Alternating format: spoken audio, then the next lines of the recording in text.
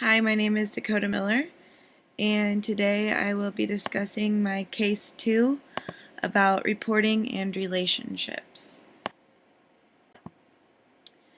The background of this case is about two people who live in Sunnyside, which is a small town with a population of 12,000.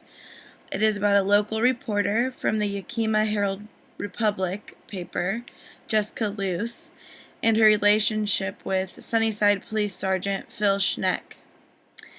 This case is common for many reporters today in terms of the status of relationship and how it can cause conflict of interest when it comes to keeping your professional ethics at work. Okay, I'm going to give you a little bit of a background on the case, just so as we're moving along this presentation, you'll understand the points I'm making in reference to the story. Schneck asked Luce on a date after meeting her at a Halloween party. At this time, Luce had been working at the paper for nearly a year. They spent time together for the next 2 months, but strictly as friends. A co-worker of Luce told her, "You can't go out on a date with a source. It's one of the biggest taboos in journalism." Maybe he has a point. The Herald-Republic's 4-page code of ethics advises that their staff avoid conflicts of interest and to disclose those conflicts that are unavoidable. But there is no specifics given describing the personal relationship that might cause the conflicts. Even knowing this, understanding that code of ethics, and only determining that her relationship with Schneck was just strictly as friends, at this point, Luce remained to keep her relationship to herself, because even though she had written police stories, she never needed Schneck as a source. Schneck's boss, the police chief, was actually under an investigation for several charges and shortly resigned in November. By New Year's, Luce and Schneck made their relationship official, yet they still refrained from telling their employers. In February, Schneck was named the acting captain, replacing his boss, giving him a very important position at the station and made him the official media spokesman. At this point, Luce finally realized it was a conflict of interest and disclosed to her boss, Craig, about their relationship and the details of it. Now, currently, Luce covers education in the city of Yakima due to the conflict of interest in covering her now fiance's police department. This case sparks many questions up for debate, and we're going to go ahead and start answering a few of them. To the micro issues. The first question asked, did Luce have a responsibility to tell her editors about her relationship with Schneck? If so, when should Luce have informed them? For me, I believe that Luce did have a responsibility to tell her employers about her relationship, partially because she covered stories involving his co-workers. Even if she doesn't use him as a source, it still is definitely a conflict of interest. I think she should have informed her boss when she made her relationship official, though, not when her boyfriend became the police chief. I think it leaves too much room for questioning and speculation of between that time from when they started dating to when he was police chief, if she covered anything that might have been suspicious or swayed or opinionated in favor of her boyfriend. Though it may seem unnecessary, telling sooner than later would clear any perceived conflict. Question number 2. What responsibility did the Yakima Herald-Republic editors have to explain expectations on conflicts of interest? Is spelling out those expectations necessary or appropriate in Code of Ethics? I think the Yakima Herald-Republic editors definitely had a large responsibility in explaining the conflict of interest.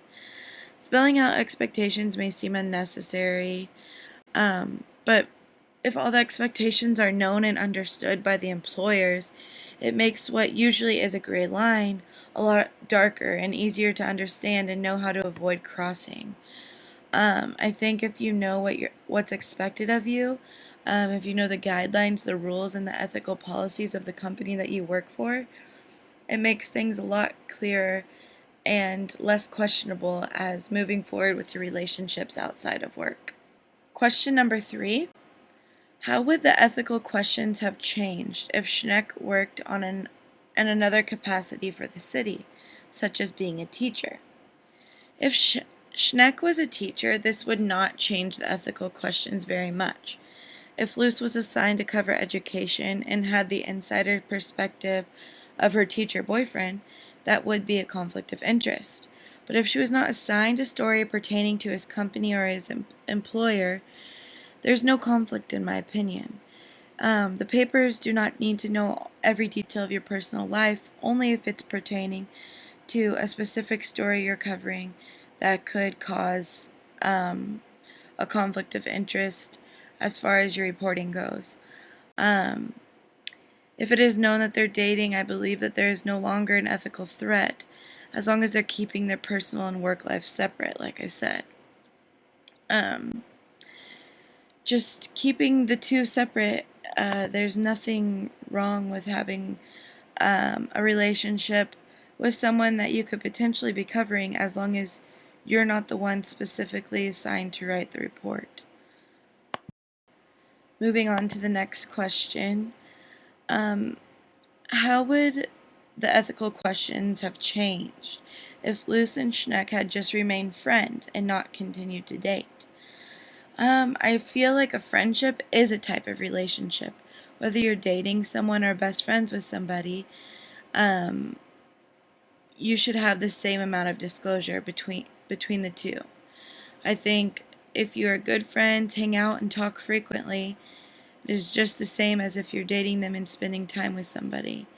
There is a conflict of interest in both of those situations. You could be more influenced by your friends than you actually think, and write more objectively if you do have a relationship of any kind with a source or with a company in which you are writing a report on. If they are just acquaintances, then I don't think it would matter. If you know this person in passing but don't have any emotional or any ties to these people, that shouldn't sway your writing or affect your job.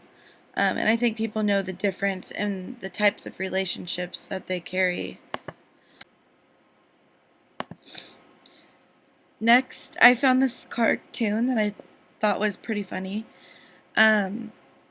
It just shows a picture of a guy at the doctor's office, and it says, "Under disclosure rules, I'm required to tell you that I own stock in the company whose drug I'm prescribing you." I think this is funny because, of course, he wants his patient to buy and be subscribed to the prescription in which he has stock in to raise his stock and his share and in turn make him more money. This, of course, is definitely a conflict of interest, and this just gives more of a visual perspective on conflict of interest and ethics in the workplace. Next, we'll talk about mid-range issues. The first question within this category is, what aspects of their lives should journalists be able to keep private? I think journalists should be able to keep private anything in their personal life unless it conflicts with their assignment. Once business mixes with your personal life, that is when it is time to speak up. Sometimes disclosure is enough by just simply telling them your employer of the relationship you have. But if the reporter waits too long to disclose that information, there could be a more in-depth conversation about the said relationship that is necessary in order to maintain the reputation of the paper and the employees. The sooner you speak about your relationships with someone who could be a conflict of interest in your reporting, the better. They can your employer could switch you to a different assignment. They could have someone else working with you. They could look more closely at your writing and make sure you're not being biased. There's a lot of things that they could do to be preventative of that conflict occurring. The next question is the public perception of ethical problems truly relevant? Yes, because if it is perceived well on the outside, the public is more likely to trust the source. A newspaper feeds off of the public's perception and how the public views certain things in order to give them what they want in return, or to give them the news or the information that the public is interested in. If the paper's code of ethics match or are accepted by the public, there is a smaller chance for backlash, skepticism, or a loss of reputation. Journalists spend most of their time with two groups, their sources and their coworkers. Considering those limitations, is dating possible or advisable? Of course, dating is possible. Is it advisable? Maybe not so much, but a company, in my opinion, should not be able to tell anybody who they are able to date. But they should be allowed to inform you that if you choose to date a coworker or a source, that you must disclose that information if and when it conflicts with your work. Luce's boss, for example, was married to someone within the office. So it shouldn't be limited, but it definitely needs to be handled responsibly and in a timely manner to prevent any crises from happening or any conflict of interest occurring within each article or within the work of the reporter. Recently, NBC Dateline correspondent Maria Shriver took a leave of absence as her husband, Arnold Schwarzenegger, ran a successful race for governor of California. As she returns to her duties, what limitations, if any, should be imposed on her reporting? Justify your decision. Maria should not be allowed to cover political news, if she was already doing so. She should be moved to a different department or assigned other types of news to cover. She should not only have conflicting interests with her husband, but with his political party and his friends. If she was questioned of being objective at all, it would cause major issues for NBC.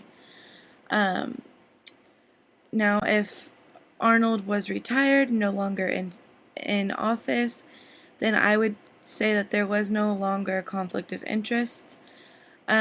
Maybe a slight conflict of interest as far as which political party she belongs to, just because her family is very known for a specific side. And as far as covering political issues, would she be swayed or would she not? If this information is disclosed, which it obviously is, that lessens the threat or the issue within conflict of interest. But to avoid it completely, I would just personally assign her to a different type of news or a different style of news, instead of tiptoeing around what may be a conflict of interest in the long run. Can journalists cover communities effectively if they are expected to remain remote and removed? Yes. They are not isolated from the public or from relationships. They should just be more selective. Communities will have several journalists who will be able to cover certain areas and give full coverage of the news without having conflicts of interest. Communication is key, and as long as relationships do not get in the way of your job as a journalist, you should be free to live the way you want and cover the issues that you would like to report on.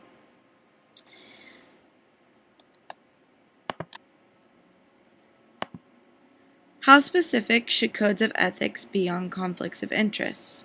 I believe very specific and constantly evolving with the times, such as different social media, different ways of communicating and reaching out to the public, and to other sources. These should continually be updated as far as the boundaries go and what the company views as okay and not okay. If someone doesn't know their ethical boundaries at work, how can you expect them to get in trouble for something that they did if they did not know or if it was not made clear?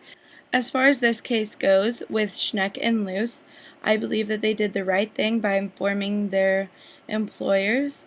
I do believe Luce could have spoken up sooner as to when their relationship began, but ultimately, the most important thing is that she did inform them. So moving forward, they could reassign her to different stories to cover, and there would no longer be a conflict of interest, and their relationship would be up to ethical standards.